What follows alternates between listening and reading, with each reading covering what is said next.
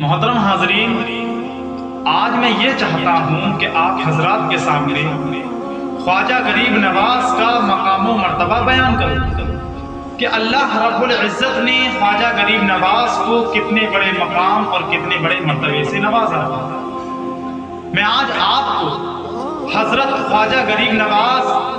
رضی اللہ تعالی عنہ کی ایک کرامت سناتا چلتا ہوں، اور اس سے اندازہ لگتا ہے کہ خواجہ غریب نواز کا مقام کیا تھا۔ محترم حاضرین، ایک مرتبہ حضرت خواجہ غریب نواز آتش پرستوں کے پاس سے گزرے، یعنی ان لوگوں کے پاس سے گزرے جو لوگ آگ کی پوجا کیا کرتے تھے، جو لوگ آگ کو خدا مانا کرتے تھے، آگ کی عبادت کیا کرتے تھے۔ حضرت خواجہ غریب نواز بھی انہی لوگوں کے پاس سے گزرے تاکہ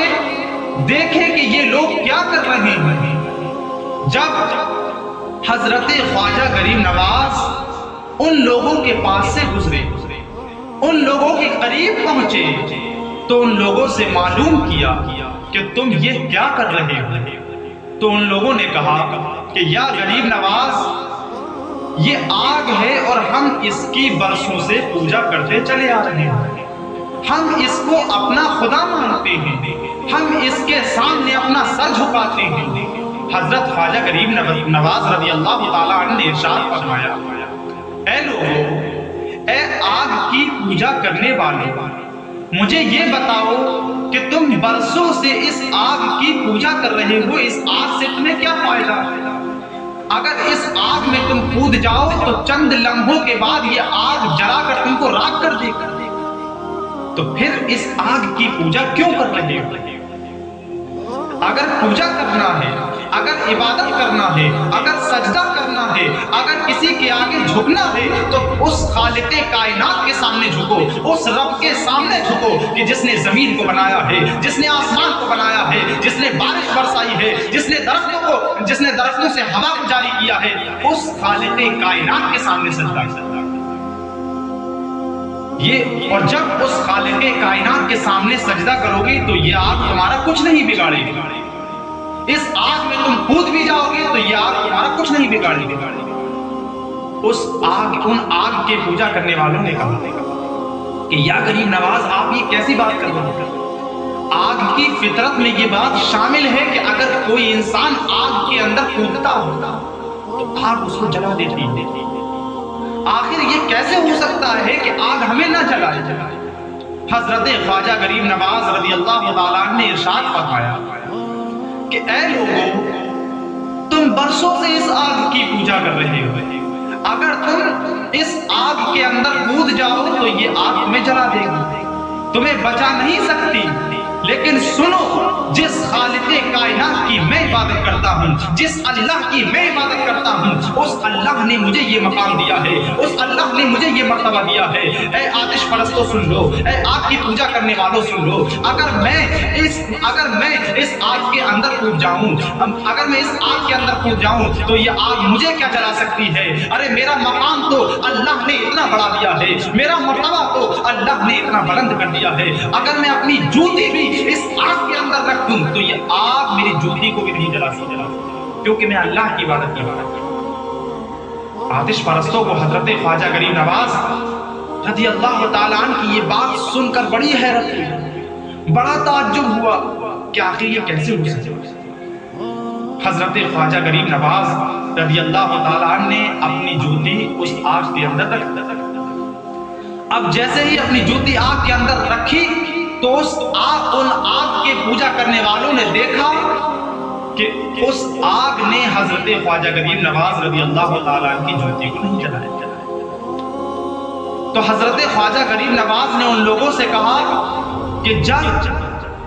یہ آگ میری جوتی کو نہیں جلا پا رہی ہے تو ذرا سوچئے پھر مجھے یہ آگ کیسے جلا سکتی ہے؟ کیونکہ میں اللہ کے سامنے جھکتا ہوں، میں اللہ کے سامنے جھکتا ہوں، میں اللہ کی عبادت کرتا ہوں، میں اللہ کو معبود مانتا ہوں، میں اللہ کو تمام جہان کا پیدا کرنے والا مانتا ہوں، اور جب سے میں اللہ کی عبادت کر رہا ہوں اللہ نے میرا مقام بلند کر دیا ہے، میرا مرتبہ بڑا کر دیا ہے۔ جب ان آتش پرستوں نے حضرت خواجہ غریب نواز رضی اللہ تعالیٰ عنہ کی یہ کرامت دیکھی، یہ مقام دیکھا کہ اس آگ نے جس کی ہم برسوں سے پوجا کر رہے ہیں، اس آگ نے حضرت خواجہ غریب نواز کی جوتی کو نہیں جلایا، تو وہ سب کلمہ پڑھ کر حلقہ بہوش اسلام ہو گئے، اسلام کا کلمہ پڑھ لیا، اسلام کے ماننے والے۔ یہ تھا خواجہ غریب نواز رضی اللہ تعالیٰ عنہ کا مقام۔ محترم حاضرین، جب حضرت خواجہ غریب نواز رضی اللہ تعالیٰ عنہ ہندوستان کے اندر تشریف لائے تھے، تو حضرت خواجہ غریب نواز رضی اللہ تعالیٰ عنہ کا چہرہ نور سے ایسا دمک رہا تھا کہ جو انسان حضرت خواجہ غریب نواز رضی اللہ تعالیٰ عنہ کو دیکھتا تھا وہ کلمہ پڑھ کر اسلام لے آتا، اسلام کے حلقے میں داخل ہو جاتا تھا، اور یہ کہنے پر مجبور ہو جاتا تھا کہ جب نبی کریم صلی اللہ تعالیٰ علیہ وسلم کے ایک عاشق کا، ایک غلام کا یہ عالم ہے کہ اس کا چہرہ نور سے اتنا دمک رہا ہے، تو پھر گنبد خضرا میں آرام فرمانے والے آقا کا کیا؟ جب اس شخص کا یہ عالم ہے، یہ نبی کریم کا ایک عاشق ہے، ان کا ایک غلام ہے، ہندوستان کا راجہ ہے، جب اس کا یہ عالم ہے کہ اگر ایک چھوٹے سے کاسے میں چاہے تو انا ساگر کو بلا سکتا ہے، تو پھر نبی کریم صلی اللہ تعالیٰ علیہ وسلم کا عالم کیا ہوگا، تمام انبیاء کے سردار کا عالم کیا ہوگا کہ جن کی یہ اتباع کرتا ہے، جن کی یہ پیروی کرتا ہے۔ جب اس کا یہ عالم ہے تو ان کا عالم کیا ہوگا۔ یہ تھا خواجہ غریب نواز رضی اللہ تعالیٰ عنہ۔ ایک مرتبہ حضرت خواجہ غریب نواز رضی اللہ عنہ کے مرید و خلیفہ حضرت خواجہ قطب الدین بختیار قادری چشتی رحمۃ اللہ تعالیٰ علیہ بادشاہ شمس الدین التمش کے ساتھ سیر کر رہے تھے، گھومنے گئے تھے کہیں۔ جب گھوم رہے تھے، سیر کر رہے تھے،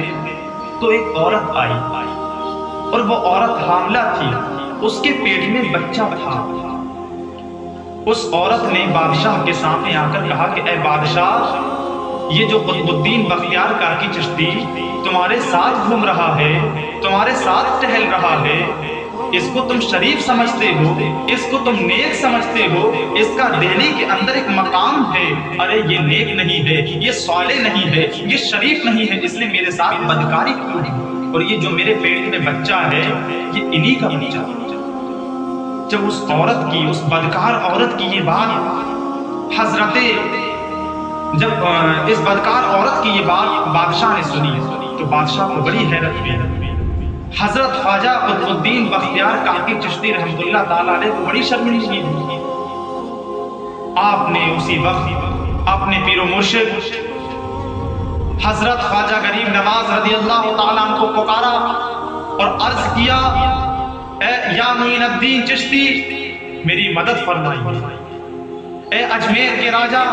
اے ہندوستان کے راجہ میری مدد کر دے، میں مصیبت میں پھنسا ہوا ہوں، میں تیرا غلام ہوں، تیرا مرید و خلیفہ ہوں، یہ عورت مجھ پر تہمت لگا رہی ہے، تم بہتر جانتے ہو کہ میں اس سے پاس ہوں، میں ایسا کام نہیں کر سکتا۔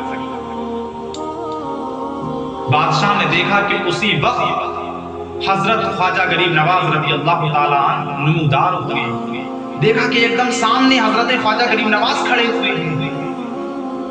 بادشاہ نے قدم بوسی کی، حضرت خواجہ قطب الدین بختیار کاکی چشتی رحمۃ اللہ تعالیٰ علیہ نے قدم بوسی کی۔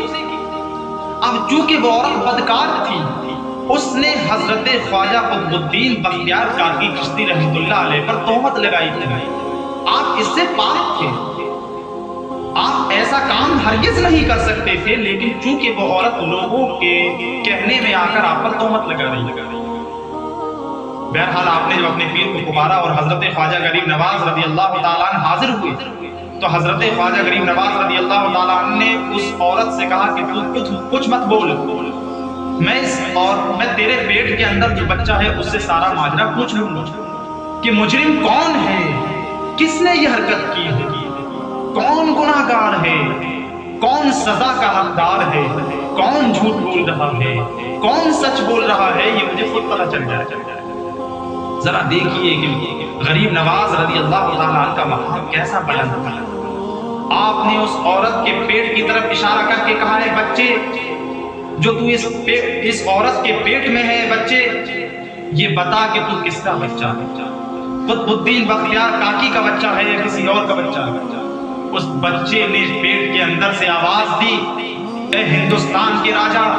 قطب الدین بختیار کاکی چشتی، جو تیرا مرید اور تیرا خلیفہ ہے، وہ ہرگز ایسا کام نہیں کر سکتا، بلکہ میں ایک چرواہے کا بچہ ہوں۔ یہ عورت جو ہے، جو میری ماں ہے، اس نے ایک چرواہے سے بدکاری کی ہے، جس کی وجہ سے اس کے پیٹ کے اندر حمل ٹھہر گیا ہے۔ اور یہ لوگوں کے کہنے میں آ کر، لالچ میں آ کر حضرت خواجہ قطب الدین بختیار کاکی پر الزام لگا رہے ہیں، میں ان کا بیٹا نہیں ہوں، بلکہ میں تو ایک چرواہے کا بیٹا ہوں۔ جب پیٹ کے اندر سے اس بچے نے پکارا تو وہ عورت بہت شرمندہ ہوئی اور خواجہ قطب الدین بختیار کاکی چشتی سے معافی مانگنے لگی۔ یہ تھا مقام حضرت خواجہ غریب نواز رضی اللہ تعالیٰ عنہ، کہ جب بھی ان کے کسی خلیفہ نے، ان کے کسی مرید نے، ان کے کسی چاہنے والے نے ان کو مشکل میں پکارا تو زمانے نے دیکھا کہ خواجہ غریب نواز رضی اللہ تعالیٰ عنہ نے وہیں آ کر اس کی مدد کی۔ آج پیر سالم کو کون نہیں جانتا، بدایوں کی سرزمین کو آج کون نہیں جانتا؟ حضرت پیر سالم کا مقام یہ تھا، تاجدار اہل سنت کا مقام یہ تھا کہ خود غریب نواز رضی اللہ تعالی عنہ نے آپ کو خواب میں آ کر اپنا مرید کیا۔ اب سوچو کہ بدایوں کو بھی اللہ نے کتنا بڑا مقام دیا کہ وہاں جو مرید ہے وہ بھی حضرت خواجہ غریب نواز رضی اللہ تعالیٰ عنہ کا۔ تو خواجہ غریب نواز رضی اللہ تعالیٰ عنہ کا مقام بہت بلند ہے، اللہ نے آپ کو بڑا مقام اور بڑا مرتبہ عطا فرمایا۔ ہم لوگوں کو ضرورت ہے کہ ہم آج حضرت خواجہ غریب نواز رضی اللہ تعالیٰ عنہ کی سیرت پر چلیں، آپ کے بتائے ہوئے راستے پر چلیں، آپ سے محبت کریں، آپ کے نقش قدم پر چلیں۔ اللہ رب العزت سے دعا ہے کہ اللہ رب العزت ہم سب کو حضرت خواجہ غریب نواز رضی اللہ تعالیٰ عنہ سے محبت کرنے کی توفیق عطا فرمائے، ہم تمام کو آپ کے نقش قدم پر چلنے کی توفیق عطا فرمائے۔ وما علینا الا البلاغ۔ السلام علیکم ورحمۃ اللہ تعالی وبرکاتہ۔